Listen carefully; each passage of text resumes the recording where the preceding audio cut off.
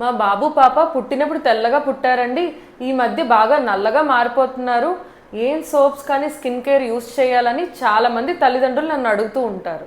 Babies పుట్టినప్పుడు పింక్గా are తెల్లగా పుడతారు, ఎందుకంటే వాళ్ళకి లో మెలనిన్ కంటెంట్ ఉంటుంది అండ్ బ్లడ్ సర్క్యులేషన్ కూడా ఇమ్మెచ్యూర్గా ఉంటుంది.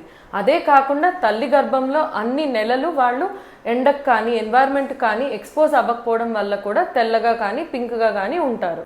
6 months ఏజ్ నుంచి నెమ్మదిగా వాళ్ళకి ఒరిజినల్ స్కిన్ కలర్, అంటే తల్లిదండ్రి ఏ రంగులో ఉన్నారో ఆర్ ఫ్యామిలీ మెంబర్స్ ఏ రంగులో ఉన్నారో అది రావడం స్టార్ట్ అయ్యి 1 yearకి, అంటే ఫస్ట్ బర్త్డే టైంకి ఒరిజినల్ స్కిన్ కలర్ అన్నది బయటపడుతుంది.